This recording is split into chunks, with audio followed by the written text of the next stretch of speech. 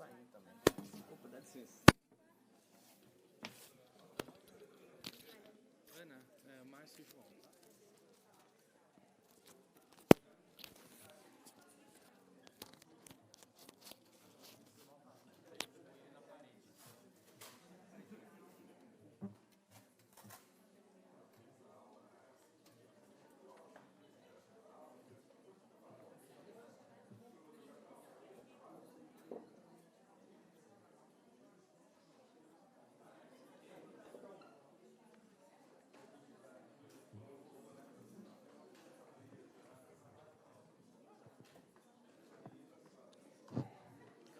Boa tarde.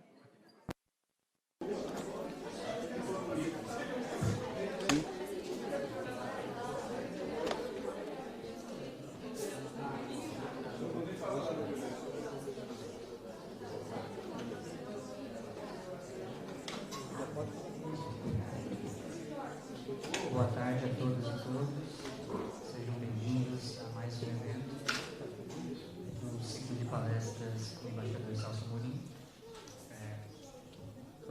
Como vocês sabem, a mesa de hoje está sendo organizada pelo Observatório de Política Externa e de Inserção Internacional do Brasil. Somos um grupo de 41 alunos e 10 professores dedicado à análise sistemática e contínua dos acontecimentos na política externa no Brasil. Acreditamos que nosso trabalho faz-se necessário neste momento de grande transformação da política externa brasileira e da inserção internacional do Brasil. O grande objetivo, então, é poder contribuir não só com esse acompanhamento sistemático e acadêmico, mas, sobretudo, de poder levar para fora da universidade esse conhecimento que adquirimos aqui dentro. Então, nossa meta é de encontrar plataformas de comunicação que sejam distintas do que estamos acostumados, né?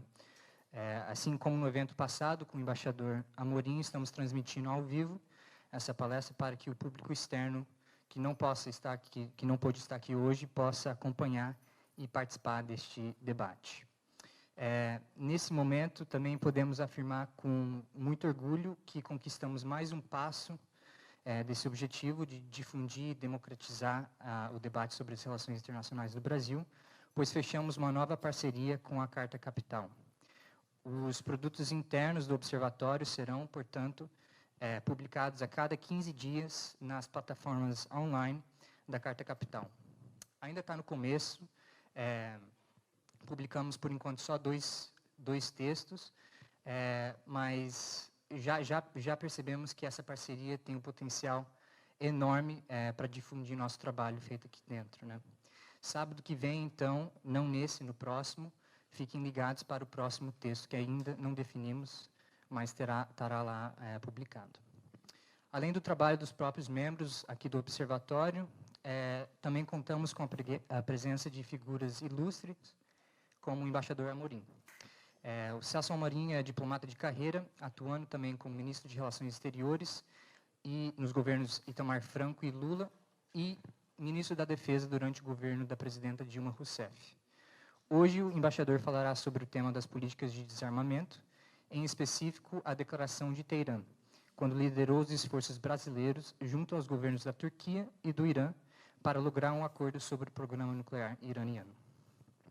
Inicialmente convidado pelo presidente Barack Obama para exercer maior protagonismo nessa questão, Brasília e Ankara, como vocês vão ver na exposição do embaixador, enfrentaram forte resistência após a assinatura de um acordo em 17 de maio de 2010. É de grande interesse, então, refletirmos sobre a atuação do Brasil nesse momento decisivo na política internacional e analisarmos a postura da nossa diplomacia frente às potências tradicionais do sistema internacional. Certamente, o assunto de hoje reflete um momento importante da projeção internacional do nosso país, quando o Brasil ansiava por um status internacional maior e digno da sua grandeza nacional. O tema do desarmamento, como podemos ver nos noticiários, continua de grande atualidade. Portanto, passo agora a palavra para o ex-ministro Celso Amorim.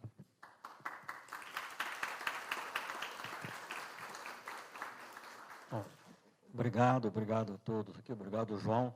Aliás, João, você já contou o fim do filme, de modo que eu agora tenho que dizer como é que você chegou lá. Mas, enfim,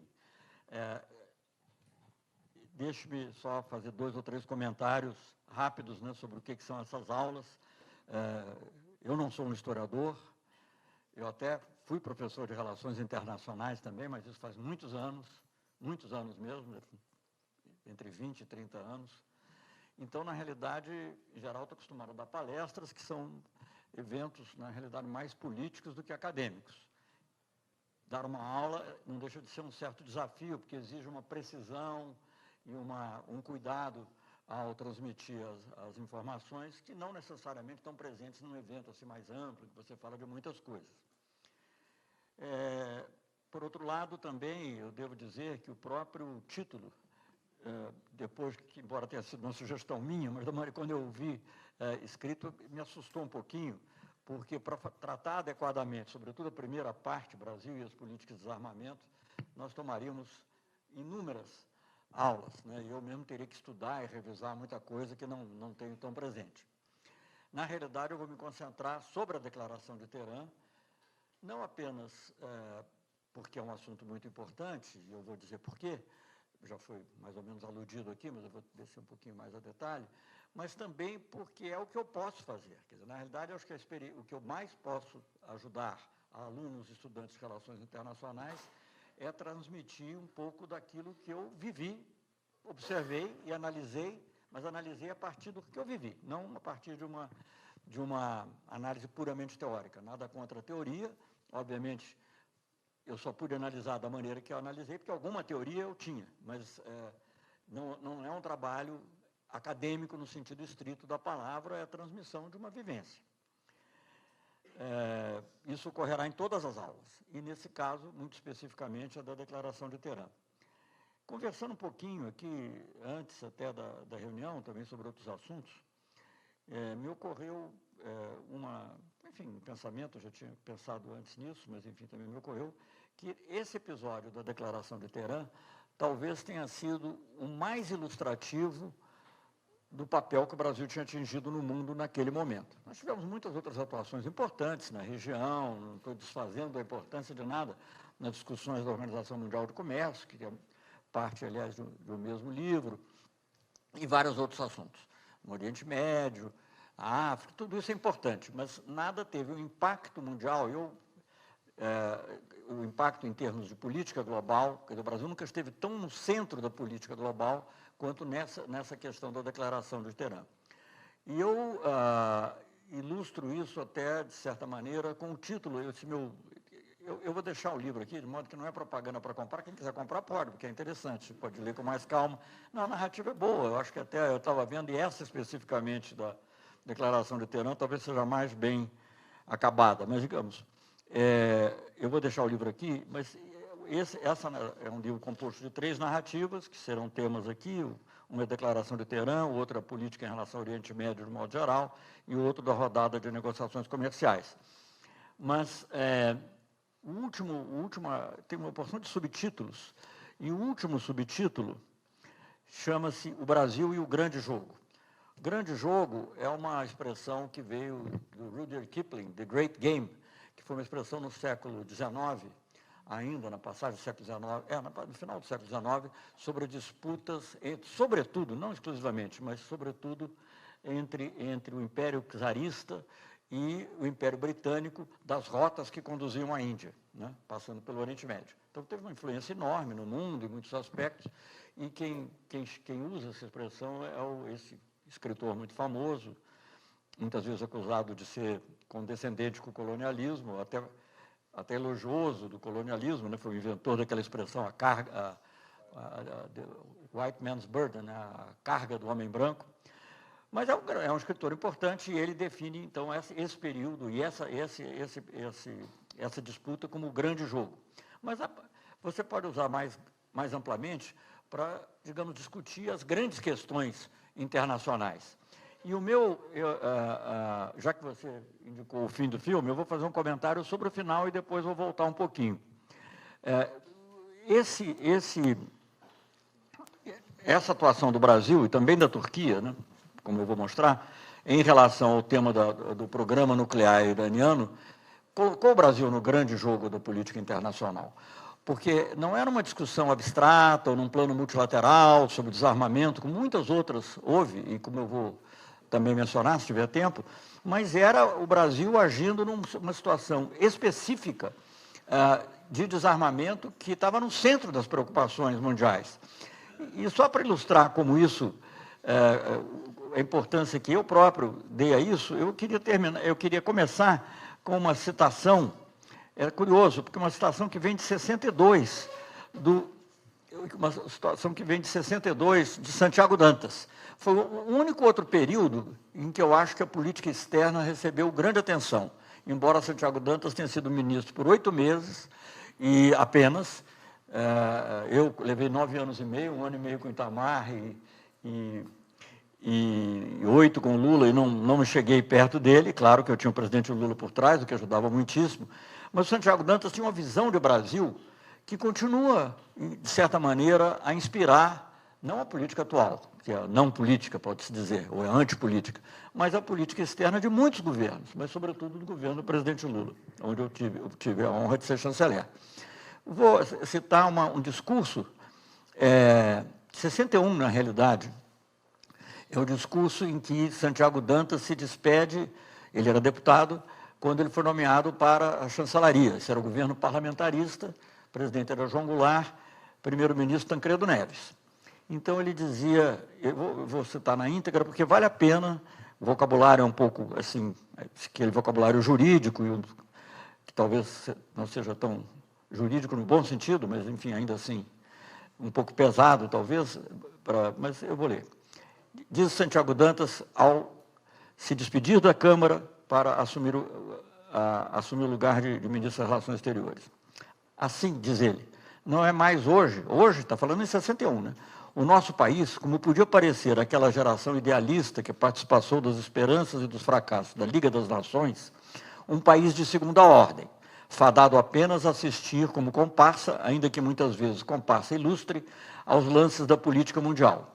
Hoje, as nossas responsabilidades, está falando em 61, eu preciso lembrar, já são as de um país que pode falar por outros. Hoje, sobretudo, estamos aptos a levar uma contribuição imparcial, em que não apenas nos voltamos para a solução dos problemas em que nos achamos diretamente implicados, mas também para a solução dos outros, que contemplamos à distância, mas por cujo bom encaminhamento, como qualquer outro povo amadurecido, já nos sentimos responsáveis. Eu acho muito importante dizer isso, porque uma das principais críticas, não estou dizendo a crítica, digamos, da direita mais feroz, ou dos neoliberais mais fanáticos, mas uma das principais críticas feitas, inclusive por pessoas que em outros aspectos eram até positivas, era de que o Brasil se metia em coisas que não devia ser, onde não tinha sido chamado e aonde não deveria se meter. A ideia de que você se envolver no Oriente Médio é uma coisa que dá problema, você se envolver, isso é um problema alheio, não é nosso.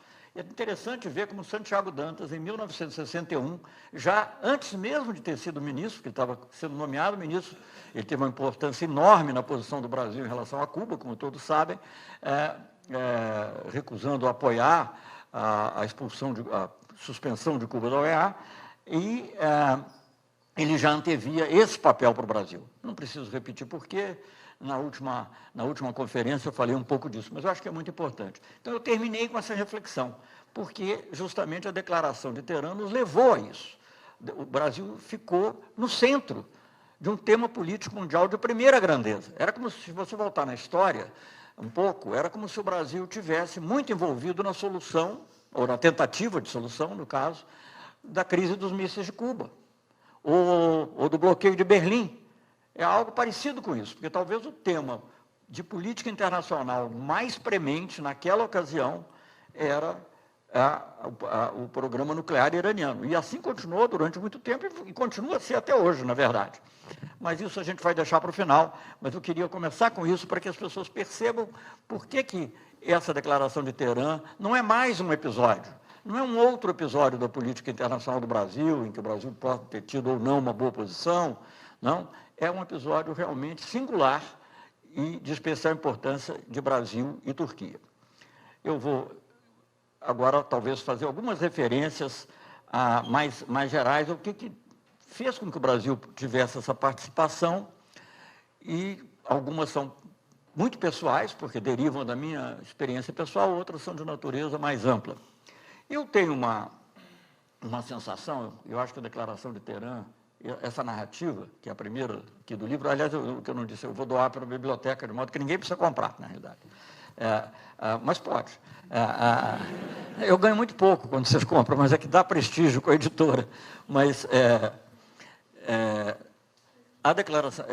Por que a Declaração de Teherã teve essa importância? Eu vou fazer um comentário de natureza mais geral, que se liga talvez com alguma coisa que eu já tenha dito aqui.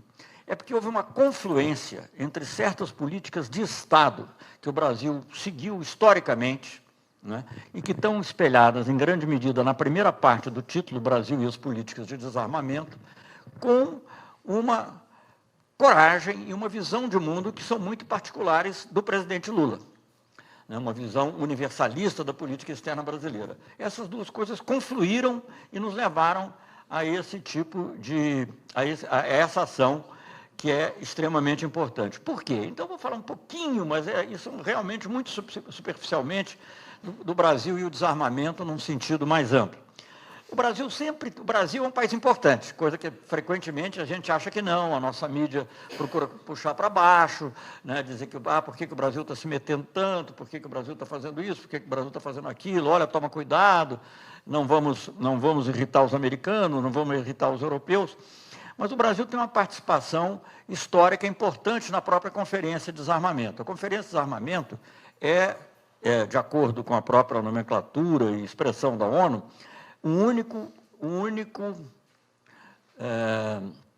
the Sole Negotiating Body, o único órgão com capacidade negociadora no âmbito das Nações Unidas sobre a questão do desarmamento. Nem a Assembleia Geral, nem o Conselho de Segurança, nem a Assembleia Geral da ONU, nem o Conselho de Segurança tem capacidade. Na prática, é claro que eles influem de maneira diversa, mas o órgão onde você começa a discutir, em tese, conclui, por exemplo, dois ou três tratados importantes, como a Convenção de Armas Químicas, Proibição de Armas Químicas, que é muito importante, eu até mencionei no artiguinho que escrevi outro dia sobre o Clóvis Rossi. A Convenção de Armas Químicas e a Convenção que proibiu explosões nucleares de uma maneira ampla, não apenas as atmosféricas, foram negociados ali, na Conferência de Desarmamento.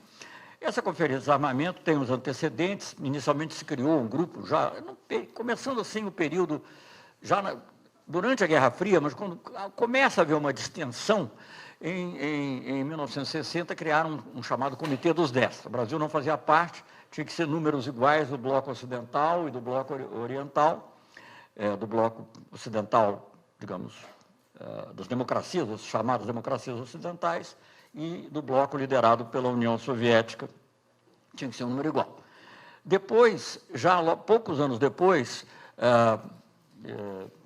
posso até verificar aqui a data exata, agora não estou me lembrado, mas 68, creio por aí, ele se expande para se tornar um grupo dos 18. E o grupo dos 18 já inclui o Brasil. Então, o Brasil era um país já visto como um país importante, e sem que fosse diretamente ligado a uma aliança militar, quer de um lado, quer de outro. Não é que o Brasil fosse neutro, o Brasil seguia mais, digamos, na política externa, de modo geral, a linha americana, mas não era um país alinhado na OTAN ou em alguma outra aliança militar. Só um parênteses, que eu também já não sei se fiz outras vezes, o Brasil, por exemplo, se recusou a participar da Guerra da Coreia, na época do Getúlio Vargas, apesar de pressões e tentativas de persuasão à parte. Bom, enfim, então esse é um aspecto. O Brasil participou. Mais tarde, quando foi efetivamente criada a Conferência do Desarmamento, que antes chamou Comitê do Desarmamento, e nos anos 70 e já no início dos anos 80 vira Conferência de Desarmamento, o Brasil desde o início fez parte. Por acaso, porque realmente foi um acaso, e sorte, e coincidência, eu presidi 2 vezes a Conferência do Desarmamento, uma coisa que dificilmente ocorrerá com qualquer outra pessoa hoje em dia. Porque naquela época que eu presidi, eram mais ou menos 30 e poucos países, e a presidência é curta, 2 meses, 3 meses. Então, eu fui embaixador em Genebra 2 vezes, e coincidiu que as 2 vezes o Brasil é rotativo, não foi mérito, não fui eleito, nada disso. Mas coincidiu que 2 vezes eu presidi. Hoje, como são 60 e poucos membros, dificilmente isso ocorrerá com qualquer outra pessoa. mas naquela época isso aconteceu, então isso me obrigou, inclusive, a me enfronhar um pouco mais sobre as questões do desarmamento. Aliás, falando da Conferência do Desarmamento, não posso deixar de fazer uma referência que eu tenho que confessar a vocês, eu fui olhar um pouquinho no Google para me lembrar um pouco dessas datas, desses números, antes de fazer a palestra a vocês. E aí tomei conhecimento de algo que ficou até envergonhado, não sabia, e que aconteceu agora, que o Brasil, seguindo os Estados Unidos, se recusou a participar desta sessão de 2 meses ou 3 meses da Conferência de Desarmamento, porque ela está sendo presidida pela Venezuela. Isso é um absurdo sem tamanho. É um absurdo dos Estados Unidos, mas um absurdo maior ainda do Brasil. Até porque a Conferência de Desarmamento tem países como a Coreia do Norte, tem países que não teria nenhum cabimento, o próprio Irã. Então, não tem nenhum cabimento um país deixar de participar. Não estou falando mal da Coreia do Norte, não, mas eu digo, na concepção até, digamos assim, mais vinculada à visão ocidental, né? Então não tem nenhum cabimento um país deixar de participar da Conferência de Desarmamento porque não gosta do governo do país que está presidindo. Então é uma coisa que o Brasil jamais fez, tanto quanto eu saiba, nunca ouvi falar isso, né? É raríssimo, eu nunca vi isso acontecer, nem com outros países, eu mesmo tive... até mencionar aqui em passando isso, eu tive que, quando fui presidente da Conferência do Desarmamento a primeira vez, negociar uma situação muito difícil, porque o presidente de um dos grupos da conferência ia ser um iraniano, justamente, e era um iraniano que os americanos acusavam de ter participado da ocupação da embaixada norte-americana lá atrás, logo depois da Revolução dos Ayatollahs. E consegui. Você veja, uma coisa muito mais sensível, teoricamente, a pessoa em si. E consegui, os americanos continuaram, e o cara presidiu, etc. e tal, normalmente. Então, essa atitude agora de rejeição belicosa em relação à Venezuela é absurda. Você participar sob a presidência de um país não tem nada a ver com você, isso aqui é um fato. A Venezuela é membro da ONU, continua sendo, não é? Em alguns órgãos menores, até regionais, até conseguiram tirar o governo, mas não na ONU. Então, é uma coisa totalmente absurda e eu assinalo esse fato como curioso, que me havia passado totalmente despercebido. Bem, o Brasil teve uma atuação, dentro desse contexto, bastante grande em alguns temas, né? O Brasil, por exemplo, já teve lá atrás, eu não vou entrar nisso agora porque é muito longo, o Brasil tinha se recusado a assinar o Tratado de Não Proliferação Nuclear, mas acabou, como consequência, pode ter visto ser uma boa ou uma decisão, não vou discutir isso agora, mas como consequência de uma série de fatores, acabou assinando em 95, o governo Fernando Henrique Cardoso. Mas lá na nossa Constituição, de certa maneira, dizia claramente que o Brasil só teria energia nuclear para fins pacíficos.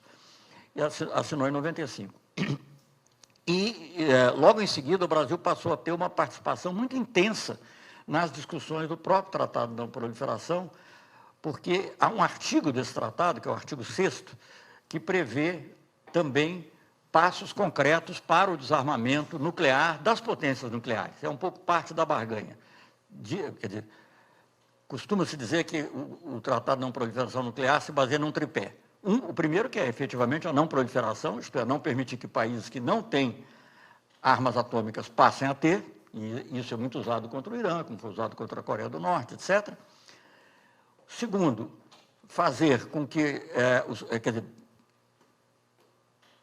estabelecer que é uma obrigação dos países que têm armas nucleares darem passos concretos para se desfazerem delas, algo assim, num horizonte não definido, mas de qualquer maneira isso.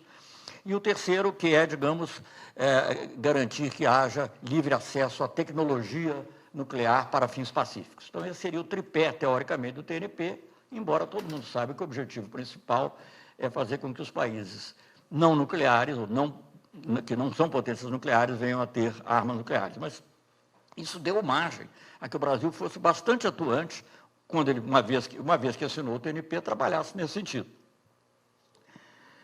Eu tive a ocasião de estar envolvido nisso, há uma decisão no ano 2000 da Conferência de Revisão do TNP, para quem se interessar pela problemática de desarmamento, chama-se os 13 passos para o desarmamento nuclear. É muito interessante, porque para mostrar, porque um dos argumentos contra o desarmamento era dizer que era impossível, muito difícil. Então, baseado em outros estudos e tal, que já tinham sido feitos, se dá uma visão de quais seriam os passos para poder avançar. Então, esse é um exemplo.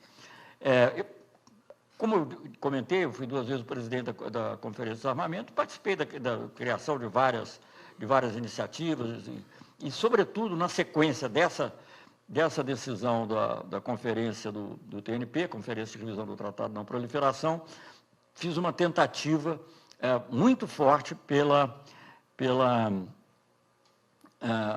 por conseguir criar uma agenda de trabalho para a Conferência de Desarmamento, que estava parada, etc. No final, não consegui. É uma história interessante, está narrada em outros locais, não vou entrar a fundo aqui, mas isso também me deu um conhecimento maior, maior da problemática do desarmamento. E também, na própria ONU, e no governo Fernando Henrique Cardoso, eu era embaixador junto ao Conselho de Segurança das Nações Unidas, e eu tive também, entre outras pessoas, que lidar com um problema muito complexo, que era o problema do Iraque. O Iraque tinha, depois não do Irã, Iraque, depois da Primeira Guerra do Golfo, né, tinha sofrido sanções, e a suspensão, ou o fim dessas sanções dependia de certos requisitos de desarmamento. Inclusive o que acabou dando o problema que se conhece em relação às armas químicas. E um deles era a parte nuclear. Então, também tive que examinar de perto. Eu só estou mencionando isso porque esses fatos que ocorreram comigo poderiam ter ocorrido com qualquer outra pessoa que lidasse com esses temas nessa época, deu para mim uma interlocução sobre essas questões com personalidades que tinham influência. Eu salientaria 2 que eu vou mencionar aqui e com quem eu conversei muitas vezes no período que antecedeu a iniciativa que levou à Declaração de Teherã. Uma delas era o Mohammad El-Baradei, que era o diretor-geral, não sei se diretor-geral, diretor executivo, enfim, o chefe da Agência Internacional de Energia Atômica, um egípcio, né, que tinha ganhado até o Prêmio Nobel da Paz, quer dizer, não ele, a agência ganhou quando ele era diretor, em função das ações desenvolvidas, e o outro era o Javier Solana, que era o alto comissário da União Europeia para relações internacionais. Então, tinha sempre um diálogo com essas pessoas, então eu encontrava, às vezes, em outros foros, sempre a questão também do Irã e do desarmamento do Irã, que passou a ser uma grande questão nos anos 90,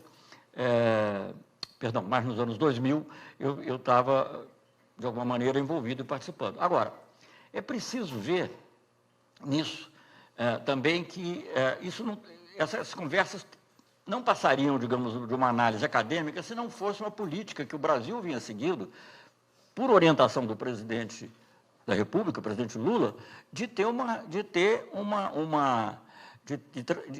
digamos, uma visão universalista da política internacional, de não excluir ninguém. Nós tínhamos relações com países de todas as ideologias, né? Eu já tenho dito isso várias vezes, mas não tínhamos exclusão, né? Por exemplo, no caso assim, de regimes ainda vistos como muito fechados e que são sempre criticados, a Coreia do Norte. O Brasil abriu embaixada na Coreia do Norte. Na realidade, as relações foram estabelecidas na época do governo Fernando Henrique, mas o Brasil abriu a embaixada na época do governo Lula. E fui ver na época, o Reino Unido tinha, outros tinham, falei, mas o Reino Unido tem, por que o Brasil não pode ter? Não há razão. E em alguns momentos, pareceu até que isso nunca aconteceu, de fato, que o Brasil podia ter algum papel por ter um bom diálogo, tanto com a Coreia do Sul quanto com a Coreia do Norte. Não são muitos os países que têm um bom diálogo com ambos. Bem, então, quer dizer, essa política externa, que tinha, assim, um grande impulso, fez com que as relações com o Irã saíssem da mera rotina e passassem por uma certa aproximação, um certo grau de aproximação. Aproximação não quer dizer que você concordasse com ele, ou que tivesse, e que achasse que tudo que se passava lá era bom, mas você passou a aceitar a ideia de uma relação mais próxima, por várias razões, porque é um mercado importante. Agora mesmo, há pouco tempo, a propósito dessas declarações infelizes que têm sido dadas, anti-islâmicas, o Irã não é árabe, mas enfim, anti-islâmicas, ou de civilização ocidental, etc., alguém lembrou, aí não fui eu, o embaixador Recupero, que o Irã foi responsável no ano passado, retrasado, por 2 bilhões de dólares de exportações brasileiras, sobretudo na área de proteína animal. Então, quer dizer, é um mercado considerável, né? 2 bilhões de dólares de exportação. Eu não posso fazer uma comparação com outros que eu não tenho agora, mas se eu comparar com mais tempo, é mais do que o Brasil exporta para muitos países da América do Sul, por exemplo. Então, é uma quantia muito considerável. Além desse lado, tinha também realmente o interesse de ter relações universais, o que é compatível, inclusive, com outras aspirações do Brasil, algumas que já vinham ocorrendo, como, por exemplo, a questão de ser membro permanente do Conselho de Segurança, né?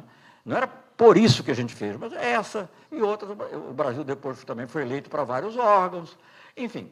Então, isso se deve, em grande medida, eu diria numa larguíssima medida, à atitude, em geral, que o Brasil tinha em relação a muitos temas, e não apenas em relação ao tema do Irã. Então, ligou-se um pouco, digamos assim, um conhecimento técnico e, digamos, pessoal, interpessoal, da situação do Irã e da questão do programa nuclear iraniano com esse impulso brasileiro.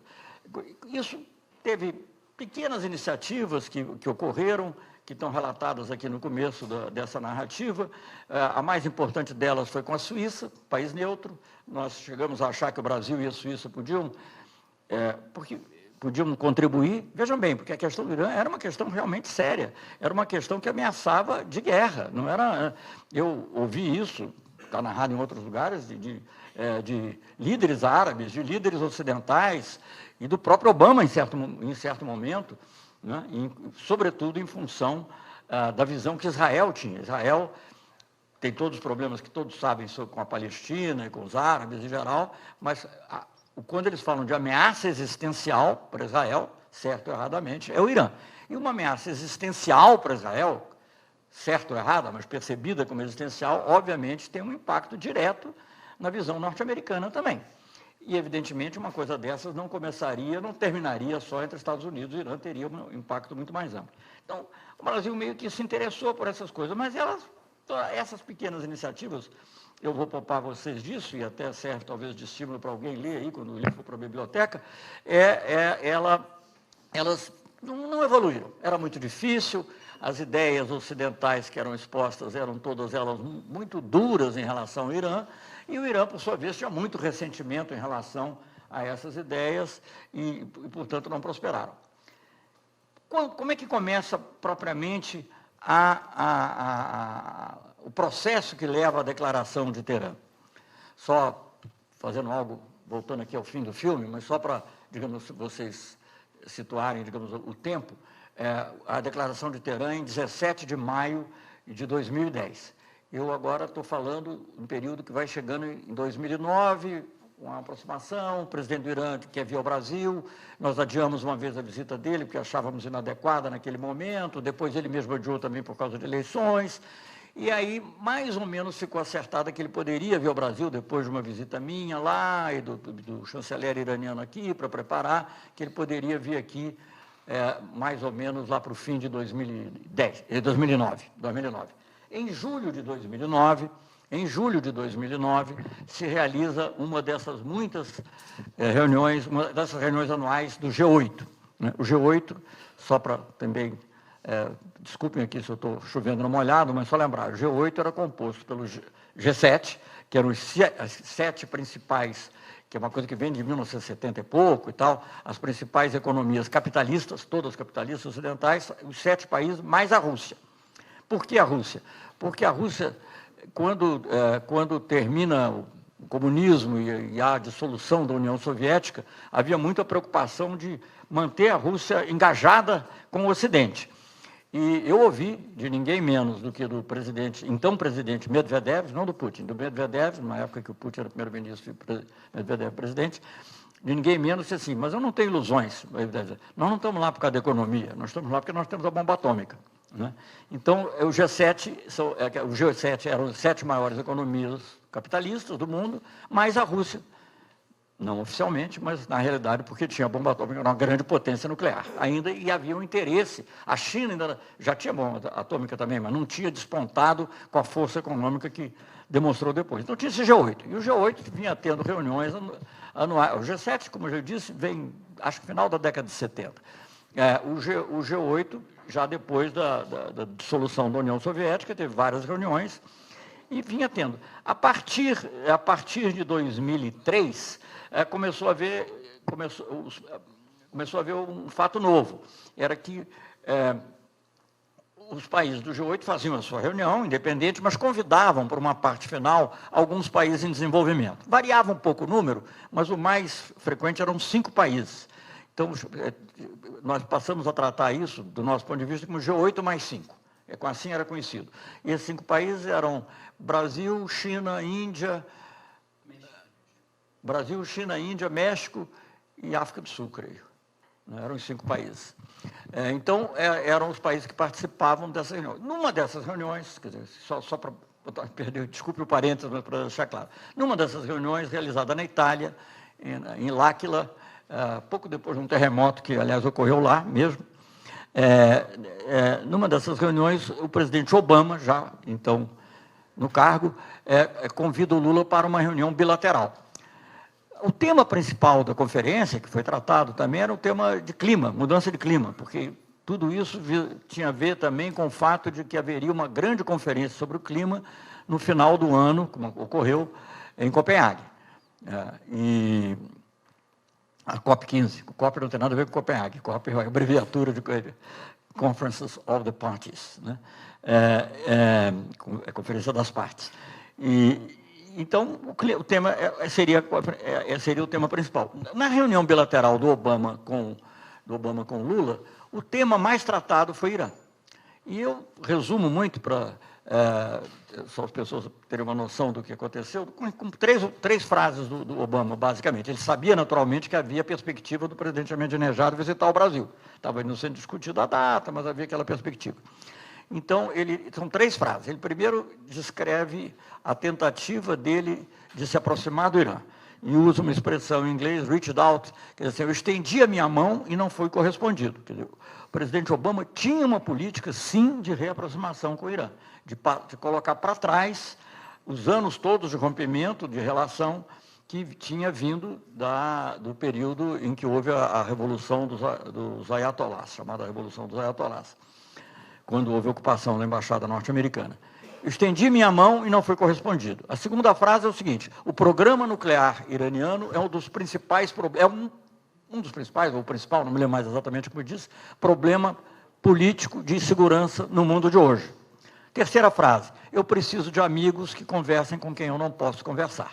Porque não havia a menor dúvida que ele estava pedindo ao presidente Lula para intermediar um eventual acordo dos Estados Unidos e mais outros países que se juntariam aos Estados Unidos com o Irã.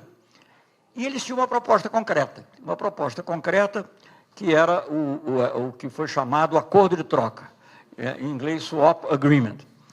E o que era o acordo de troca? O acordo de troca, bom, só antes de dizer isso, bem, para não deixar dúvida de do desejo do presidente Obama, ele envia ao Brasil vários emissários. O principal deles é o Bill Burns, que na época era secretário adjunto, se eu não me engano, era uma espécie de número 3 para os assuntos políticos do Departamento de Estado, que depois virou número 2, que é o maior cargo que um diplomata pode ocupar lá, porque, bom, pode até haver coincidência do diplomata ser ministro também, acho que nunca houve, do diplomata de carreira ser ministro. Poderia ocorrer, generais, etc. Não me lembro, pode ser que tenha ocorrido com algum e agora não me lembro. Mas, em geral, é um cargo político, né? E o cargo diplomático máximo que pode aspirar é de Deputy Foreign Secretary. Nessa época ele era Undersecretary, mas ele veio a ser depois. Então, o Bill Burns foi uma das pessoas que veio ao Brasil, trazendo a mensagem, não só reiterando a mensagem do Obama, mas dizendo como nós poderíamos ajudar. E como nós poderíamos ajudar era fazendo o Irã aceitar esse acordo de troca.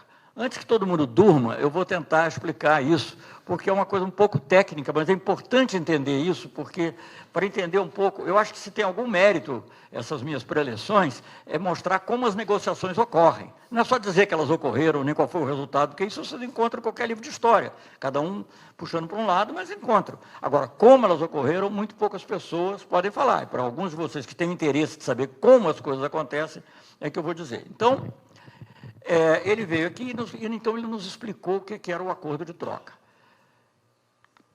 Novamente, eu preciso dizer que eu continuava em diálogo com o El Baradei, diretor-geral da Agência Atômica, e com Solana, que era o alto comissário da União Europeia para Relações Internacionais, o principal encarregado de Relações Internacionais.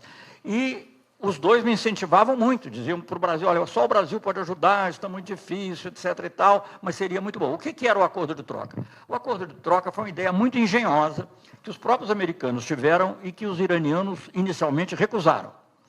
E o que era? Gente, isso é um pouquinho complexo, mas acho que vale a pena entender. Quer dizer, complexo não, é um pouquinho assim detalhado, mas acho que vale a pena conhecer, porque isso tem a ver para qualquer discussão sobre desarmamento, ela vale ainda hoje, embora com os números diferentes.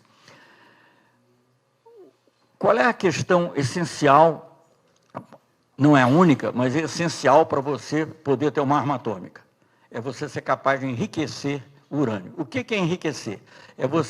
O urânio se compõe de dois isótopos, o 235 e o 238. É um número de elétrons, eu acho, eu não sei definir muito bem, mas enfim, é um número lá dentro do átomo. E o que é enriquecer? É aumentar o percentual de urânio 235, que é o que é radioativo, o outro não vale para nada. Então, na realidade, você tem que ir transformando o urânio 238 em... Você vê que o diplomata tem que entender de algumas coisas também mais sérias e complexas. Então, como é que você faz isso? Qual é esse processo e como você faz isso?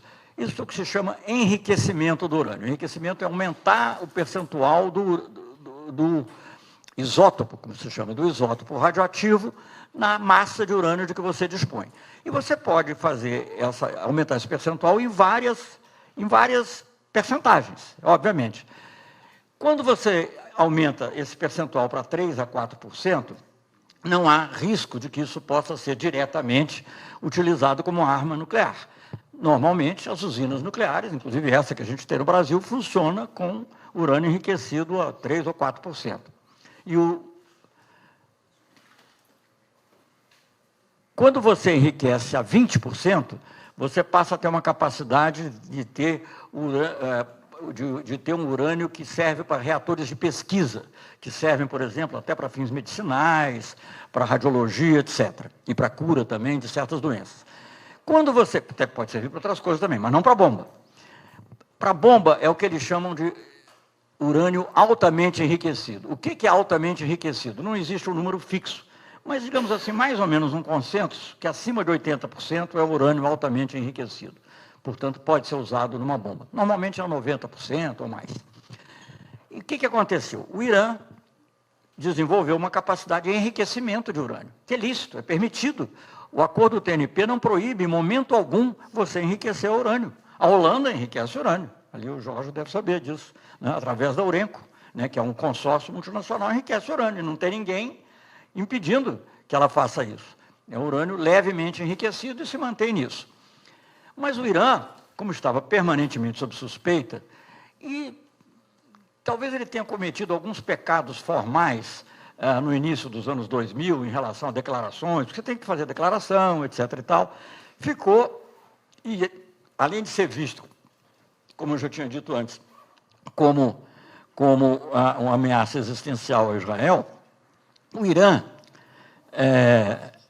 passou a ser o foco das atenções. O Iraque, que tinha sido, não mais, estava óbvio que o Iraque não tinha capacidade de produzir mais, isso já tinha ficado absolutamente claro. Coreia do Norte, sim, continua a ser uma preocupação, mas a Coreia do Norte não está numa região tão volátil, do ponto de vista político, quanto o Oriente Médio, né?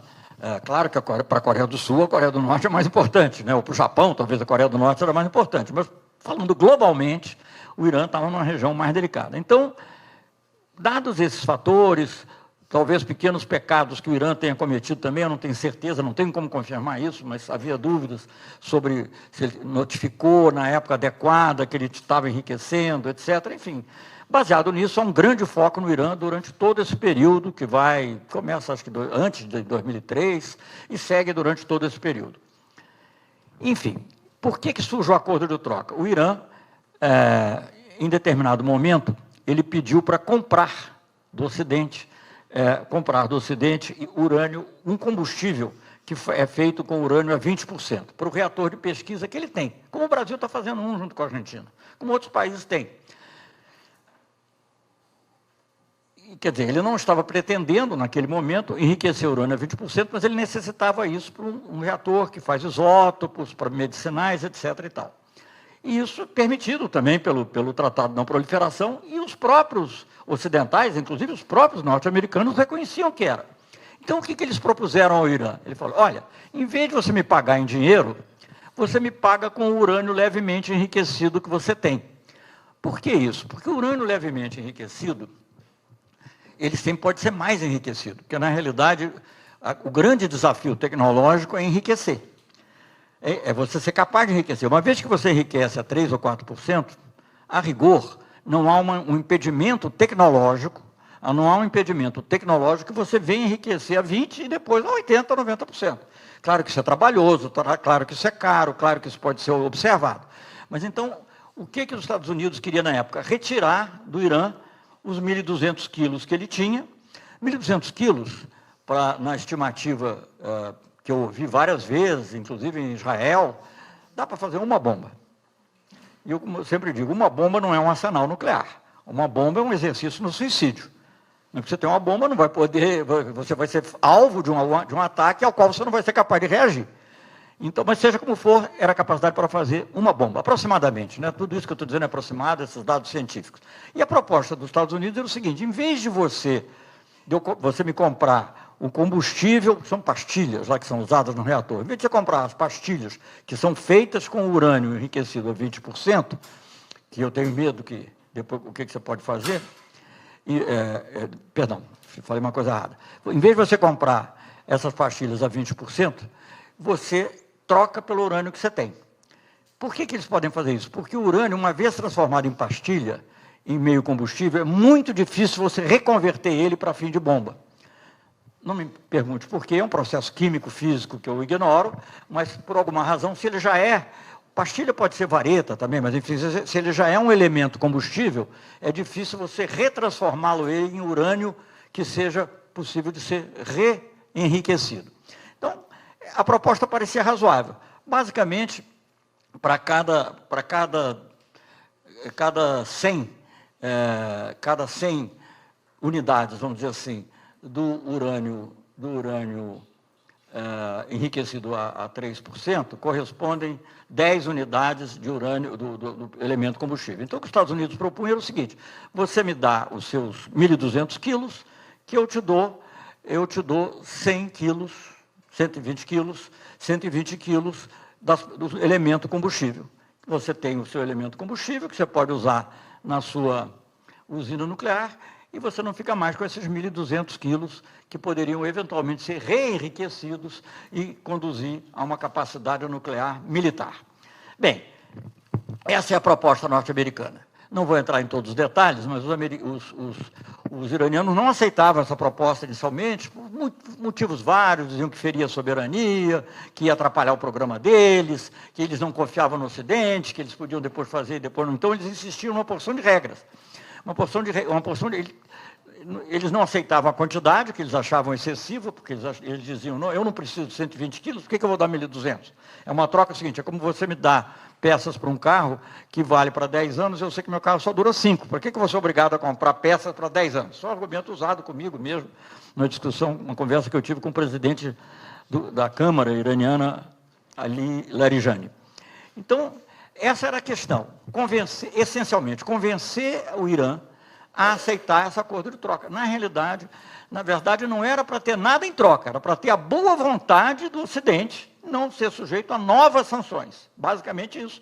Claro que o Irã tinha a expectativa que no futuro as sanções que já, eu esqueci de dizer isso, as sanções que já tinham sido aprovadas ao longo dos últimos 2, 3 anos, de 2006 até 2009, pudessem ser revogadas. Sanções do Conselho de Segurança, não sanções unilaterais. Estou falando de sanções do Conselho de Segurança. Porque nessa época, os Estados Unidos, em geral, apesar do grave pecado cometido no Iraque, na Segunda Guerra do Golfo, eles estavam mais ou menos procurando fazer coisa dentro da ONU e em cooperação com as Nações Unidas. Então, preferiam que as sanções fossem sanções da ONU, até para também que outros países também seguissem. O Brasil, aliás, seguia, diga-se de passagem. Porque uma vez adotada uma resolução pelo Conselho de Segurança, a gente segue, mesmo que a gente não goste da resolução. Isso não é lei. Né? Para o único país, só conheço 2 entidades para a qual não é lei. Era o Talibã e os Estados Unidos da América. Bom, então, é uma maneira similar de olhar o direito internacional. Mas, enfim, aparentemente nós estamos seguindo um pouco no nosso conceito de soberania. Ele é assim, ele é a negação do direito internacional. Não é a defesa dos interesses nacionais, mas a negação das normas internacionais, sobretudo na área de direitos humanos e outras áreas. Mas isso é um parênteses. Enfim, então, o problema era convencer o Irã. E eu fiz várias viagens ao Irã, me encontrei com o ministro das Relações Exteriores em vários lugares, encontrei com o chefe da Segurança Nacional, Jalili, encontrei com inúmeras autoridades, participei de reuniões com o próprio Ahmadinejad. Quando o presidente Ahmadinejad veio ao Brasil, o presidente Lula levantou o assunto com ele, e o assunto era tão importante que os países todos acompanhavam. Isso tudo era objeto de conversas frequentes com todas as altas autoridades dos vários países. Certamente, em nível presidencial, além do Ahmadinejad, próprio, obviamente mais interessado, com o presidente Sarkozy. O presidente Lula várias vezes conversou com o presidente Sarkozy sobre esse assunto. Né? E houve um momento em que o presidente Sarkozy da França veio ao Brasil e que nós tratamos do tema. Enfim, se houver tempo eu comento como. O fato é que era muito difícil convencer o Irã e, ao mesmo tempo que nós íamos seguindo, também os Estados Unidos pareciam que se desinteressavam um pouco, começavam a ter dúvidas, etc. Quais eram os 3 problemas essenciais para convencer o Irã? Primeiro, ele era contra em geral, depois ele aceitou discutir. Então, os 3 problemas eram os seguintes. É importante saber isso, porque todo acordo de desarmamento, e aí eu entro numa coisa mais geral, uma coisa essencial no acordo de desarmamento é a verificação. Aliás, dizem que num acordo de desarmamento tem 2 elementos. Trust and verify, quer dizer, confie, mas verifique. Né? Então, a verificação é algo essencial.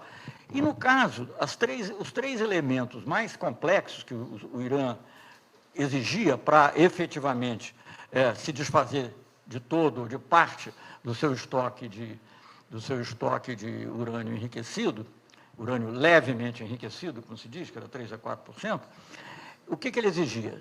3 coisas, basicamente.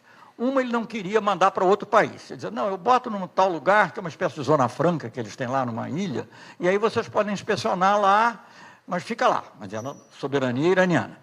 Portanto, o lugar. Qual era a outra coisa que eles diziam? A quantidade. Ah, não pode ser 1.200 quilos, que eu não vou precisar de 1.200 quilos, então tem que ser menos. Menos quanto? No começo eles falavam 600, depois falavam em 800, um pouco antes da declaração de terreno eles falavam em 1.000 quilos, uma tonelada.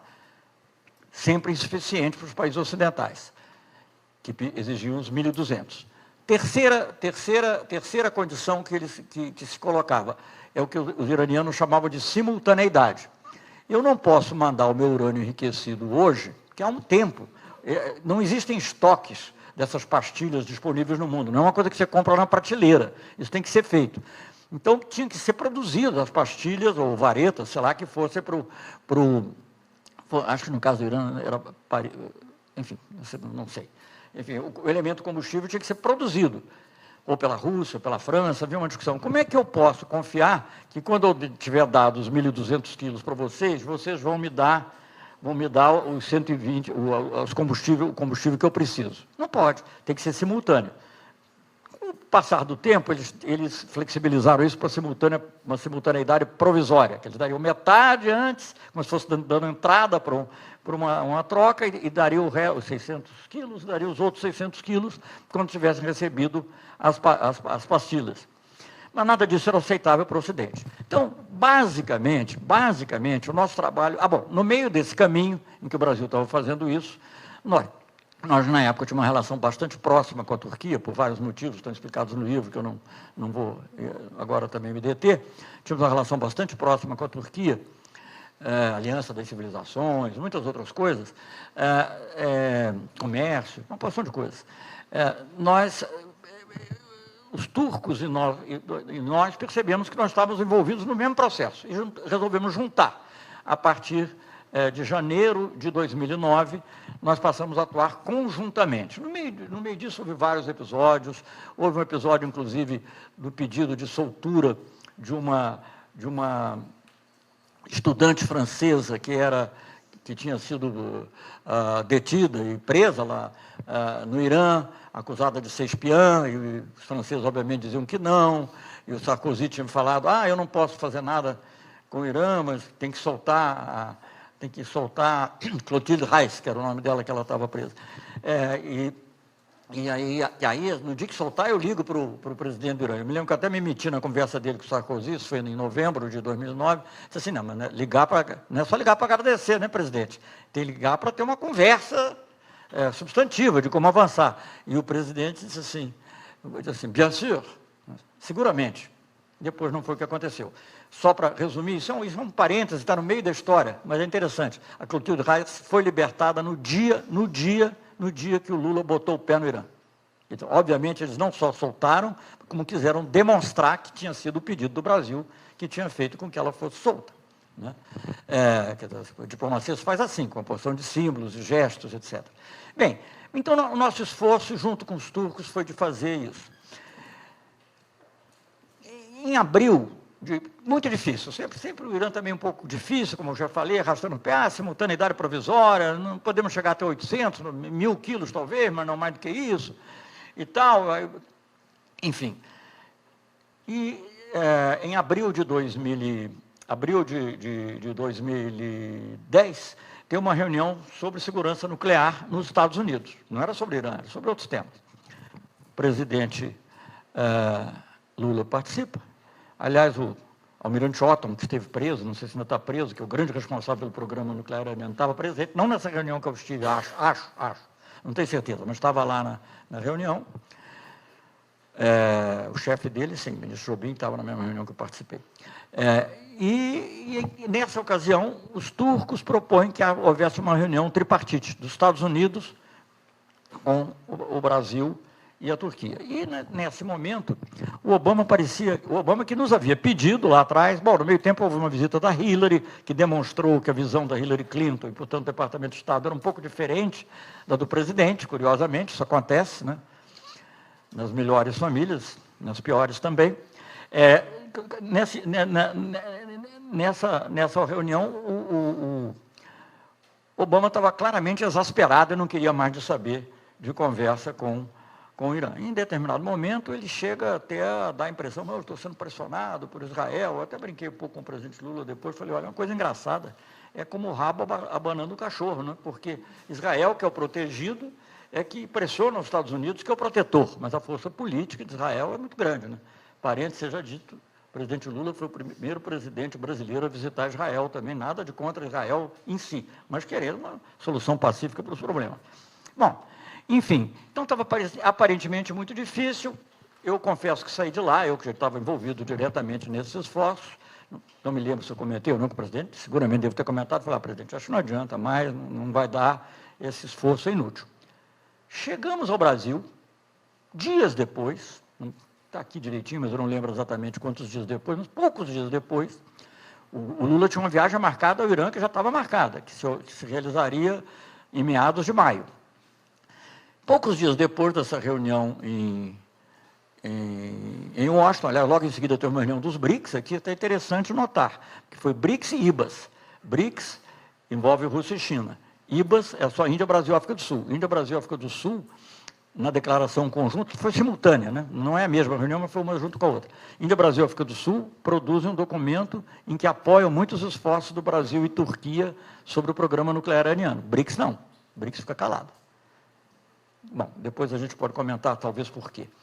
O fato é que, dias depois, chega uma carta do presidente Obama, chega, como sempre se faz, a carta vai ao presidente, mas entrega uma cópia na chancelaria, no Ministério das Relações Exteriores, eu leio a carta e fico absolutamente pasmo, porque a carta reitera quais seriam os elementos que tornariam um acordo com o Irã, uma declaração do Irã, positivo, um gesto de boa vontade importante. E os elementos eram exatamente os mesmos que tinham sido expostos no início da nossa conversa do acordo de troca. E aí eu disse, bom, digamos, resumindo muito, então tem jogo, que agora a gente já convenceu o Irã a vir até aqui, a gente tem que convencer um pouquinho mais. Conversando com o turco e tal, estou abreviando muito, no meio tempo a conversa do Lula com o Medvedev, no meio tempo existem conversas do Lula com o emir do Catar, no meio tempo existem... eu acho que com os Estados Unidos ficou mais no nível meu com a Hillary do que dele com Obama, a não ser aquela parte inicial.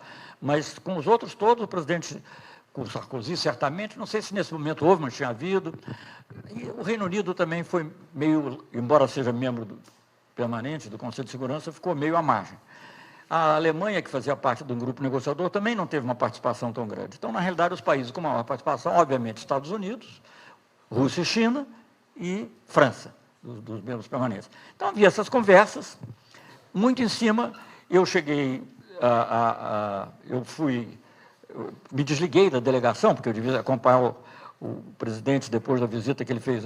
Não, um momentinho. Depois dessa carta, o que acontece? 2 ou 3 dias antes de nós partirmos para a visita era longa, né, porque incluía a Rússia, incluía Catar, então, na realidade, era 2 ou 3 dias antes da viagem, mas talvez uns 10 dias antes da reunião, uns 8 dias antes da programada reunião com o Ahmadinejad em Teherã.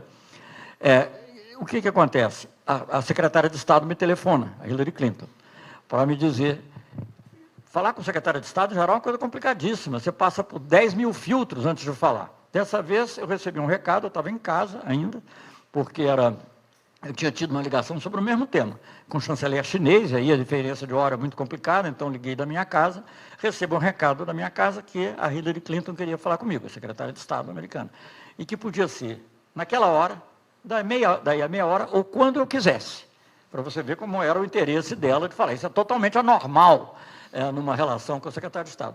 Eu falei, não, agora eu não posso, eu estou em casa, não tenho, eu tenho que ir para o Ministério. Eu não tinha o hábito de gravar as conversas. Não sei se é um erro, mas enfim, não tenho. Mas queria ter pelo menos um assessor perto de mim, porque se ela fizesse alguma pergunta, eu pudesse perguntar, mas afinal, são tantos quilos, não sei o quê, se ela disser tal coisa e tal. Enfim, fui para lá e a Hillary Clinton, em resumo, queria nos convencer a não ir a Teherã. Não ir a Teherã e com os argumentos de que o Irã não era confiável, etc. e tal. E depois ela mencionou 2 argumentos interessantes. Estou sendo um pouco longo, né? Mas desculpe, não há como ser mais curto sobre isso, senão fica ininteligível, né? Que nem aqueles filmes que você começa a cortar para ficar mais curto, até fica mais chato ainda do que o filme longo. Há 2 coisas interessantes que ela diz. Ela diz, não, mas tem 2 problemas.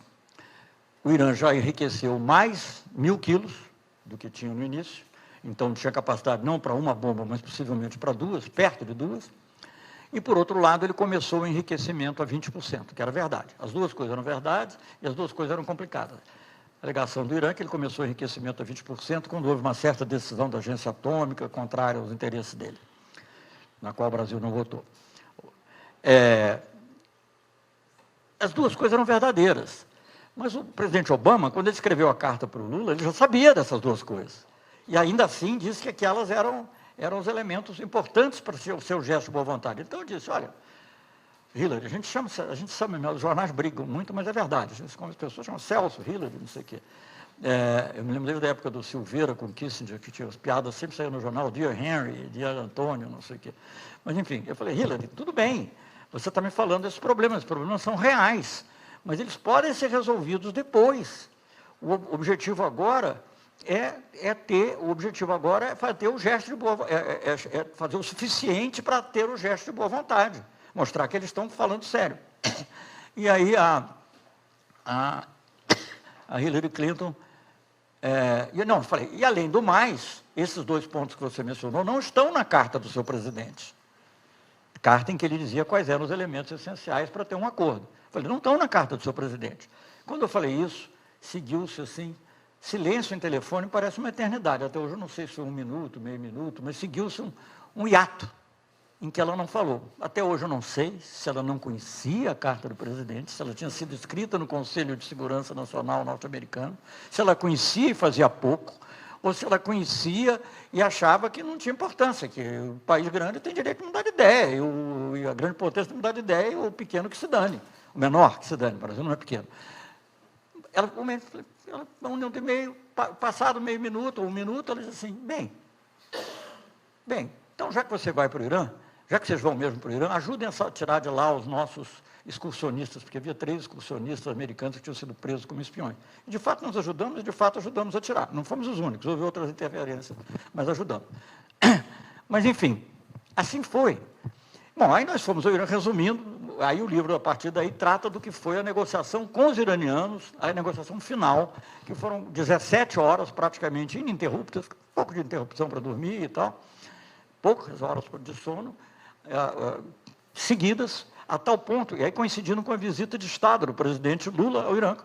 Logo de início, a boa notícia de que a Clotilde Reiss estava sendo liberada, e a negociação, eu participei de uma parte da visita de Estado, mas tive que sair para ficar eu e o turco, né? Só que o turco não tinha visita de Estado, o Erdogan também chegou depois, mas enfim, no caso do Lula era visita de Estado. Então, tive que desligar da delegação praticamente para ficar na negociação. E do lado iraniano, estou contando isso porque é um pouco da pequena história, petite histoire, como dizem em francês, mas é engraçado. Do lado iraniano tinham 3 personagens. O presidente do Conselho de Segurança Nacional, que era realmente quem contava mais, o ministro das Relações Exteriores, Mottaki, e o diretor da agência atômica, que depois até foi ministro das Relações Exteriores também, Salehi. Do nosso lado era só um de cada, quer dizer, tinham assessores. Eu até tive que inventar, eu tinha tão pouca gente comigo, que eu chamei o assessor de imprensa e tal, para aumentar um pouco a minha delegação, para não dar a impressão de que eu estava... Porque os próprios turcos moram ali perto, então foram lá com a delegação grande e tal, maior que a nossa, pelo menos. E eles tomavam nota de tudo, porque nós não tínhamos nem tempo de tomar nota. Então eu levei minha chefe de gabinete, levei todo mundo lá. Tinha, na realidade, um assessor que entendia do assunto. E, enfim, e aí negociamos durante horas e horas. Em determinado momento, no banquete oficial, o ministro das Relações Exteriores iraniano sai para ir ao banquete. E eu não vou, porque eu continuo negociando lá com o presidente do Conselho de Segurança Nacional. E aí reza a lenda, como se diz, né? Reza a lenda que o Marco Aurélio teria dito, e agora eu acho que o Celso foi sequestrado, porque o ministro exterior do Irã veio e eu não vim. Né? O fato é que eu estava continuando a negociação e depois da meia-noite, mais ou menos, nós chegamos a uma conclusão, fechamos um acordo em que o Irã concordava com as 3 coisas. O Irã queria muito que se incluísse a ideia de retirada de sanções. Eu falei, olha, não posso incluir isso agora, porque isso não é uma barganha, é um gesto de boa vontade, isso virá com o tempo. Mas a gente pode fazer uma referência genérica, medidas do Conselho de Segurança e tal. E assim foi, e passamos, e no dia seguinte, depois também de uma tentativa de voltar atrás, foi finalmente aceita. Bem, eu vou ter que resumir mais do que eu gostaria, o resto da história, mas a verdade é o seguinte, assim que nós terminamos, a primeira pessoa que o Lula telefonou foi o Sarkozy, ele me passou o telefone, eu contei, porque...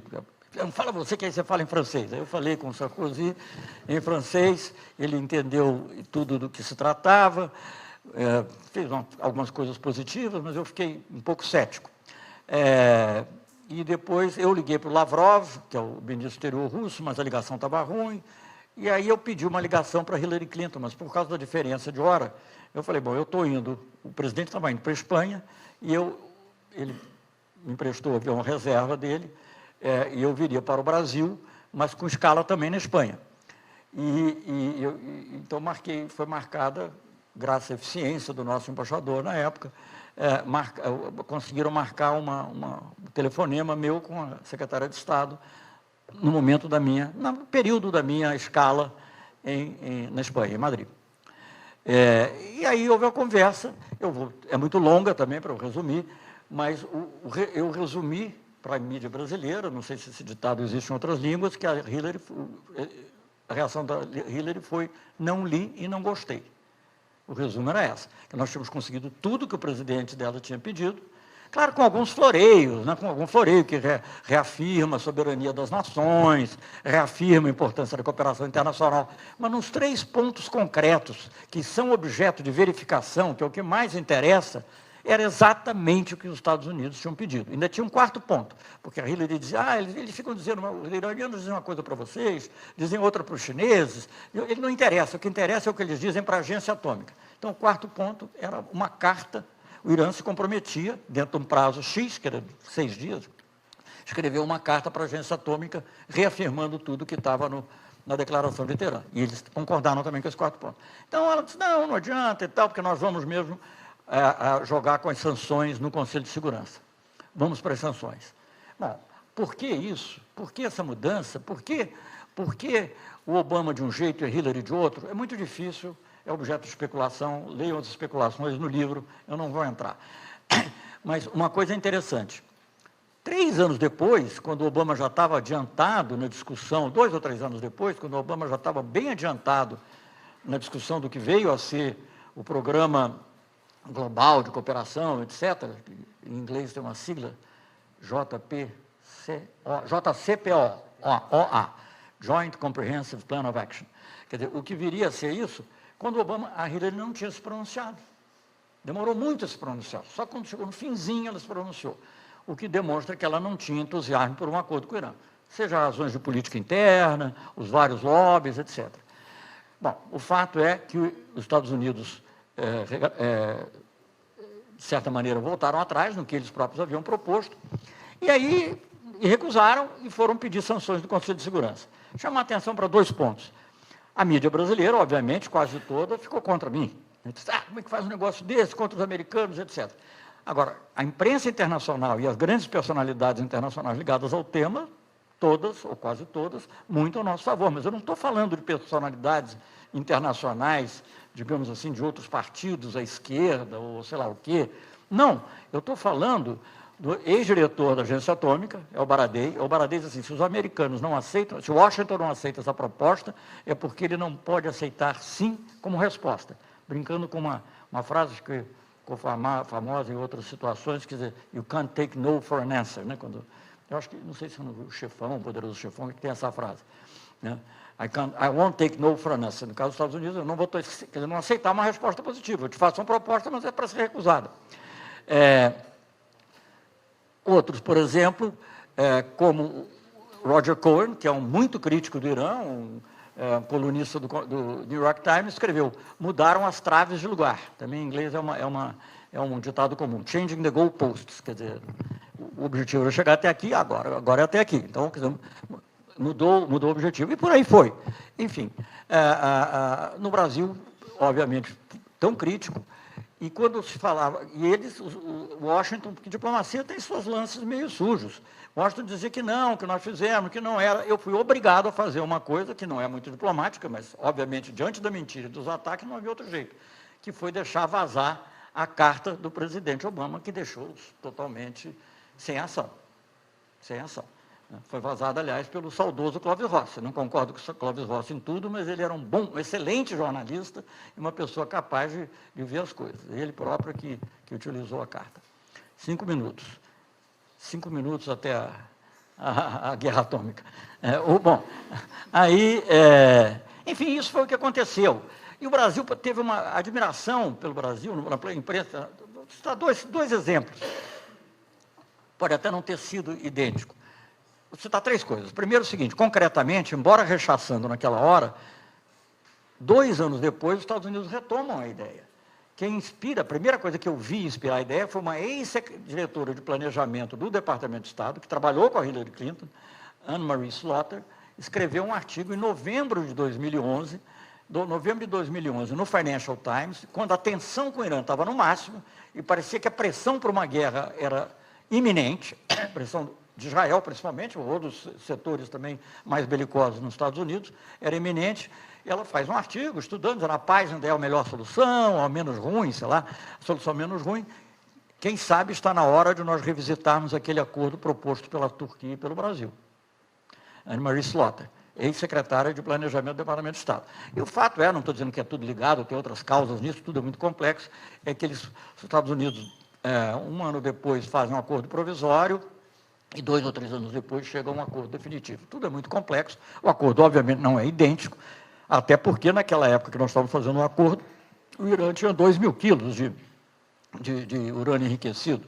Quando os Estados Unidos fazem o acordo finalmente, o Irã já tinha 10.000 quilos. Então já é um comecinho de um arsenal nuclear, você poder fazer talvez 5 bombas. 8 a 10 mil, ninguém sabe ao certo, mas mais ou menos é o que se estima. Quer dizer, não sei se ninguém sabe, eu não sei ao certo. E a maioria das pessoas não sabe. Pode ser que a agência atômica tenha era a estimativa na época. Então, isso foi, aliás, comentado, muitos jornalistas no Brasil, o próprio Clóvis Rossi, que eu mencionei, mas outros, disseram, poxa, mas aquele acordo do Lula, até alguns publicaram, acho que, se não me engano, o próprio Clóvis Rossi, estou citando ele muito hoje, aqui em homenagem, que acabou de falecer, coitado, vai fazer falta, mas o Clóvis Rossi, assim, o acordo do Lula era melhor. Tem um artiguinho dele com essa coisa. E tem vários outros que escreveram também. Bem, esse é um aspecto. O outro aspecto, do ponto de vista da repercussão, aqui muito crítico, fora essas expressões que eu já mencionei, e personalidades, assim como eu já mencionei o Baradei, esse Roger Cohn, uma pessoa agora cujo nome me falha a memória, mas que foi embaixador em Moscou dos Estados Unidos, vou já voltar, foi representante da Boeing, pessoa totalmente insuspeita, diz assim, bom, 80% do acordo é bom. Bom, se você tem uma coisa que é 80% boa, está muito bom, numa coisa complicada como essa, né? Mas, infelizmente, e aí é um outro mistério, quer dizer, não é bem mistério, isso aí exige um raciocínio, mas os Estados Unidos conseguem convencer Rússia e China também, e sanções são adotadas. Depois, outra coisa que saiu, foi uma coisa do Le Monde, dizendo 17 de maio de 2010, essa data será lembrada como data histórica. Não foi, infelizmente não foi, mas de qualquer maneira é como foi recebido. Enfim, e aí as sanções são adotadas, há um fato interessante, Brasil e Turquia votam contra, é a primeira vez, de acordo com a pesquisa que eu pedi para fazer na época, primeira vez que o Brasil votava contra uma resolução que foi aprovada, que acabou sendo aprovada. O Brasil já tinha se abstido de outras resoluções sobre vários temas. Eu me lembro do Haiti, por exemplo, até na época do Itamar. Não, mas em 62 foi a OEA, e mesmo assim não votou contra, se absteve. Se você quer abstenção, tem um sinal de voto contra, não é. E no Conselho de Segurança também, por isso muitas vezes, porque às vezes no Conselho de Segurança, o que quer dizer isso, já que vocês são alunos de Relações Internacionais, né, uma pequena digressão, o que quer dizer abstenção tem voto contra? É quando existe um número mínimo de votos para uma resolução ser aprovada. No Conselho de Segurança, acho que são 8 ou 9, não me recordo agora. Então, se você não tiver aqueles 8 ou 9, não é aprovado. Então, se você se abstivesse, equivale a um voto contra. Salvo no caso dos membros permanentes, porque aí eles podem se abster, abstenção mesmo, e se ele votar contra, é veto. É a única diferença essa. Então, foi a primeira vez que o Brasil votou contra uma resolução que finalmente foi aprovada. E a Turquia, certamente, eu creio que está na mesma situação. Então, foi um gesto de uma certa coragem e desafio. E, por isso mesmo, houve muitas críticas. Mas, enfim, o Brasil estava no centro da política mundial, num tema crucial para a segurança internacional, porque até então, eu não vou negar que o Brasil não tivesse importância em outros temas, mesmo em governos anteriores. Por exemplo, negociações comerciais, como eu vou mostrar em outra palestra, se vocês tiverem paciência de ouvir, o Brasil talvez não estivesse no centro, mas tinha importância.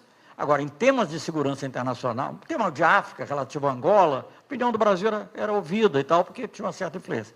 Mas num tema central da relação internacional como esse, a posição do Brasil e da Turquia foi especial. É interessante, eu vou só, com isso aí eu termino esse comentário, lendo uma vez um artigo do Economist sobre a diplomacia turca, e dizendo como a diplomacia turca tinha evoluído, como a Turquia, que antes era um país que só se preocupava com problemas muito próximos.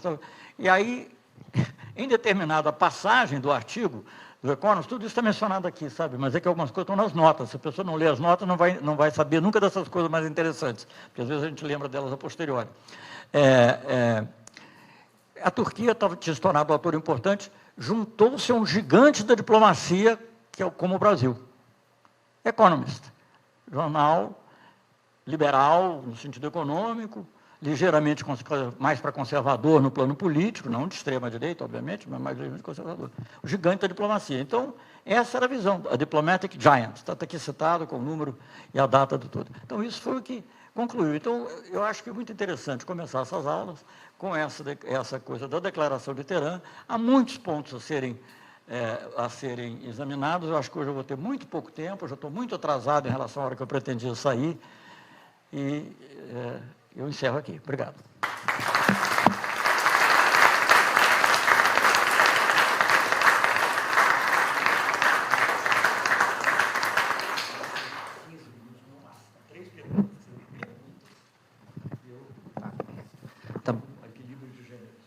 Claro.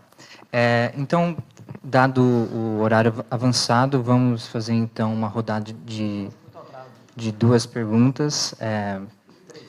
Três perguntas? Com 3 não dá para ter equilíbrio absoluto. 4 perguntas, tudo bem. Então, eu acho que eu não vou falar nada aqui, senão vai se alongar, mas vamos abrir já para as perguntas lá atrás. É bom vir aqui, né? Não, é.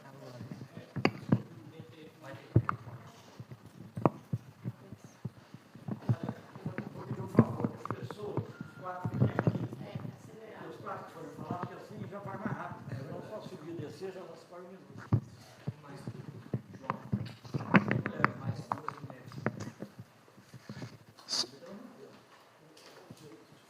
Pode falar. Celso, você acabou de falar agora que o Brasil era considerado um gigante da diplomacia. Aí nós tivemos esse golpe e o Brasil foi reduzido a um pária no cenário internacional. É possível recuperar o status que ele tinha no governo Lula ou nossa imagem vai ficar arranhada aí por sei lá quanto tempo? Boa. Recuperar o status, vamos lá. Nenhuma moça tem interesse em fazer perguntas?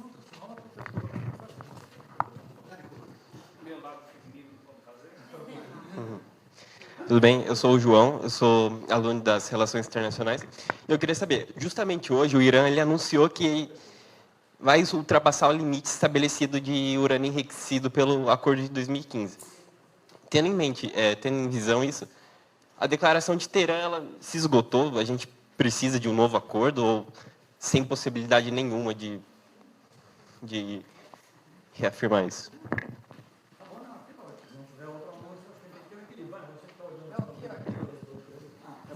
Embaixador, gostaria de saber sua opinião sobre a cadeira do Conselho de Segurança, né, a política, a campanha brasileira, se o fato do Brasil não ser uma política nuclear é um impedimento para isso.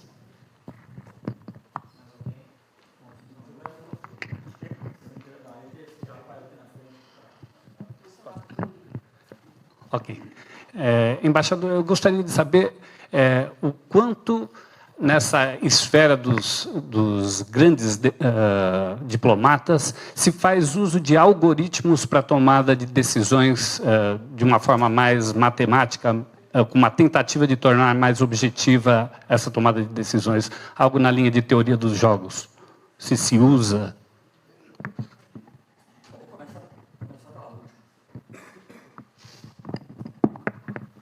Eu certamente não uso. É provável que, digamos, chancelarias mais sofisticadas usem em parte, mas, olha, eu vou dizer a você, nunca pode dar a resposta definitiva.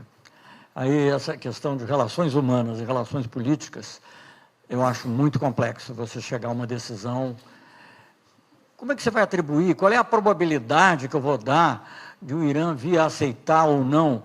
São coisas assim que dependem, por exemplo, até da empatia que se criou entre o presidente Lula, por exemplo, e o Ali Khamenei. Tem histórias muito engraçadas aqui no livro, sobre Ali Khamenei, o Lula contando a vida dele, né, para descontrair um pouco a coisa, para o papo ficar um pouco mais fluido, contando que ele comeu um pão pela primeira vez quando tinha 7 anos, o Lula falou. Aí o Ali Khamenei olhou para o tradutor e disse assim, mas o que ele comia, então? E eu tive que explicar o que era tapioca e tal. Porque ele nunca tinha comido um pão, mas enfim, houve uma empatia e tal que permitiu que isso ajudou, não vou dizer que foi um fator decisivo, eu acho sinceramente, pode ser que essas coisas sejam úteis, mas há elementos emocionais numa negociação, há elementos assim que, sabe, que pesam muito e que dificilmente podem ser respondidas só com algoritmos. Eu penso, né? Não quero dizer que não possa fazer, mas você tem que olhar sempre com uma visão crítica e tirar outras conclusões. Bom, agora voltando então à ordem das perguntas. Recuperar? Sim, eu acho que o Brasil pode, mas vai perder tempo. Na vida e na política, tempo é uma coisa da essência, né? E o Brasil, quer dizer, tinha acumulado...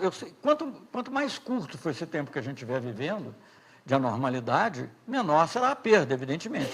Mas não há dúvida que isso influi na credibilidade. Não há dúvida. Eu não estou nem falando só desse período agora. Por exemplo, nossa política em relação à África, né, que diminuiu muito a ação, digamos, no governo Temer. Então, sabe, isso aí já influi. O Brasil promete, mas não vem fazer nada, bom de boca, mas na hora de fazer não faz. Então, essas coisas. Ou então, mais grave, quando você diz assim, o Brasil não é confiável, porque ontem mesmo ele queria mudar a embaixada de Tel Aviv para Jerusalém, contrariando todas as resoluções da ONU, imitando o americano, ou saindo de uma conferência presidida pela Venezuela, que apenas obedece à rotação alfabética dos países, coisa que ninguém fez nunca, nem com o Irã, nem com a Coreia do Norte, que eu saiba. O Brasil certamente nunca fez. Então, são essas coisas que tornam o país pouco confiável, ou que levam o país à beira de uma guerra, como na realidade a gente esteve à beira de uma guerra, contrariando o princípio da não intervenção. As pessoas às vezes não percebem a gravidade das coisas. Num artigo que eu escrevi outro dia na Folha, até foi uma homenagem prévia e não pensada ao próprio Clóvis, que eu comecei citando um artigo dele, porque eu não concordava muito com ele sobre Venezuela, mas nós concordávamos muito que estamos contra aventuras militares, né? E o nosso ministro das Relações Exteriores, segundo relatos, eu não vi isso, porque eu nem fiquei vendo televisão naqueles dias, mas ele estava numa van com ajuda humanitária. Eu acho que ele pensava em entrar na Venezuela. Vamos dizer que tivesse conseguido entrar. E vamos dizer que um super zeloso guarda nacional venezuelano desse um tiro na van. Podia começar a guerra, as guerras começam assim. Você tem um clima de tensão que cresce, que cresce, que cresce. Felizmente, nesse caso, os militares, parece inclusive o Santos Cruz, entre outros, esse que saiu, tiveram o bom senso, não único, deve ser dito, tiveram o bom senso de dizer, olha, essa aí não vamos fazer isso, porque o Brasil sempre seguiu o princípio da não intervenção. Bom, enfim, não vou entrar nos motivos.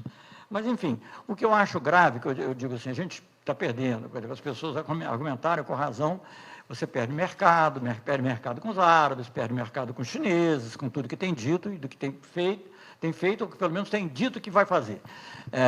Mas mais do que mercado, você perde esse trunfo que é essencial na diplomacia, que é credibilidade.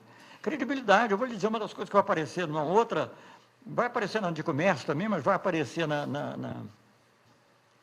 outra narrativa. Houve um momento da nossa visita a Israel que o Netanyahu pediu ao Brasil, e eu fui incumbido, mas naturalmente pediu ao Brasil, pediu ao presidente Lula, que ajudasse na negociação com a Síria. Gente, então, quem é esse país que goza de credibilidade com a Síria e ao mesmo tempo com Israel? Quantos são os países? Muito poucos. Isso é dito publicamente, não sou eu que estou dizendo agora, que o Lula era o único que era capaz de ser amigo do Chaves e do Bush. Não é porque ele fosse concordar ou fosse falso, é porque ele era confiável. O Brasil era confiável. Uma vez, eu também posso eventualmente mencionar em outra palestra, se vier ao caso, uma vez o Colin Powell mandou mostrar para um assessor meu um discurso que um assessor dele ia fazer no Senado americano, previamente. Quer dizer, o Brasil deu um visto bom para o discurso, não pode fazer, porque nós estávamos empenhados em obter a realização do referendo revocatório na Venezuela e não queríamos que houvesse coisa que tumultuasse o processo. Então, eu falei, olha, vê lá o que o cara vai falar. Ele disse, não, eu vou mandar o discurso para vocês verem. E fomos vistos. Isso, que eu saiba, nunca aconteceu na história, comigo nunca aconteceu, eu não sei de nenhum caso similar nessa ordem. Pode ter acontecido o contrário, não sei também, mas é pouco comum na diplomacia. Mostrar um discurso que vai ser feito, a não ser assim, entre os chefes de Estado, para saber o que o outro vai dizer. Mas uma coisa interna, era o assessor americano falando para o Senado americano. Então, isso era uma confiança. Então, a perda da confiança tem um custo muito grande e eu acho que isso é uma coisa que leva tempo. Eu acho que volta. Nada é impossível de recompor, mas vai demorar e vai ficar uma marca. a pergunta se a declaração de Teherã... Não, a declaração de Teherã, em relação ao que está ocorrendo hoje, ela se esgotou há muito tempo. A declaração de Teherã levava em conta uma situação específica, né? O espírito da declaração de Teherã é que eu acho que não, que é o diálogo, a boa vontade, é você procurar soluções. Quer dizer, quando as pessoas, inclusive, comparavam o acordo de 2015, que foi feito pelo Obama, com a declaração de Teherã, ele não é idêntico, são diferentes. As quantidades são outras, os processos são outros. Também era um acordo, quer dizer, era uma barganha, né? Um toma lá da cá, não era só um gesto de boa vontade.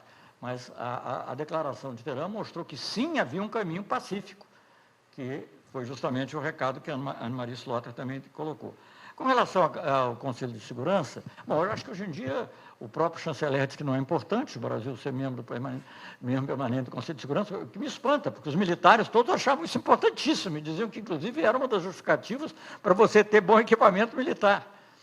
Me espanta, mas, enfim, eu não canso de me espantar com o que diz o ministro das Relações Exteriores.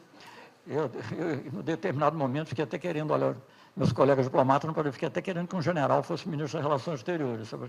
Não qualquer general, mas esse que acabou de sair do governo daria um bom ministro das Relações Exteriores, pelo menos comparado com o que existe hoje. Então, não existe nem sequer uma posição muito clara a esse respeito, não sei como é que o Brasil tem votado, não tem acompanhado, mas o que há, isso aí eu teria que ser objeto de uma outra aula. Só para quem quiser estudar esse tema, eu escrevi um texto longo, de umas 60 páginas, numa edição comemorativa dos 70 anos da ONU, feita pelo Itamaraty, quando eu já não era ministro, obviamente. E é um texto longo, e eu procuro mostrar, em essência, que o que tem que acontecer, claro que pode ser que nunca haja reforma, pode ser. Agora também o Conselho de Segurança vai se desgastando, vai se tornando um instrumento menos capaz de resolver a paz, e aí, digamos, pode ser interessante. O que o Brasil tem que garantir é que, se houver uma reforma, ele esteja dentro. Se não houver, não houve. Mas eu acho que vai acabar havendo. Eu acho que o que pode haver, mas aí já é uma coisa especulativa e mereceria uma outra palestra também, é que comece de uma maneira informal. Mal comparando, porque o Conselho de Segurança é muito mais complexo, porque é um tratado, tem que ser aprovado, ratificado por 2/3 dos membros, inclusive 5 membros permanentes, então é muito complicado. Mas o Brasil, durante anos e anos, procurou, Brasil e outros países em desenvolvimento, mudar o sistema de cotas do FMI. Não mudou. Aí foi criado o G20, com a participação dos BRICS. E a sugestão saiu do G20, que é um órgão informal, e acabaram mudando. Não, talvez, da forma que a gente desejasse, mas houve uma pequena reforma. Então, talvez se o G20... Isso era o que eu pensava antes, mas hoje em dia não dá nem para pensar essas coisas. Em situação normal, eu diria, se o G20 começasse a tratar mais de temas políticos também, né, isso talvez fosse uma boa, digamos assim, preparação para que pudesse haver uma reforma do Conselho de Segurança. E se houver a reforma, o que não se pode aceitar era o que pessoas fazer logo depois da Primeira Guerra do Golfo, 92, 93, que era ampliar só para botar Alemanha e Japão, que eram mais 2 países ocidentais para ajudar a financiar as guerras, que os Estados Unidos faziam a guerra, mas ele queria que outros ajudassem a financiar. Então entrava a Alemanha e Japão com membros permanentes, mas sempre com a ideia de que não tivesse direito a veto. Isso aí é outra coisa que teria que depois, isso daria margem a uma outra boa conversa. Obrigado, Antônio.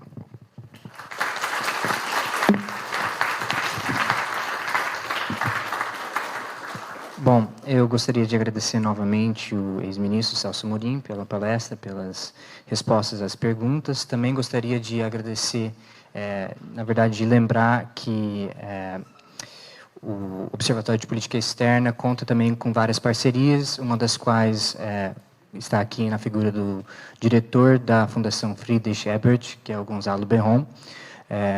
E agradecer também vocês aqui pela presença e já chamar para os próximos eventos com o ex-ministro. A gente publicará as datas nas páginas do Facebook e do Twitter e também no nosso site. Então, espero ver vocês novamente nos próximos eventos. Muito obrigado. Só para lembrar que dia 25, temos aqui, também convidado só 26, no lançamento do livro da embaixadora... Jorge, fala no microfone, por favor, se tiver.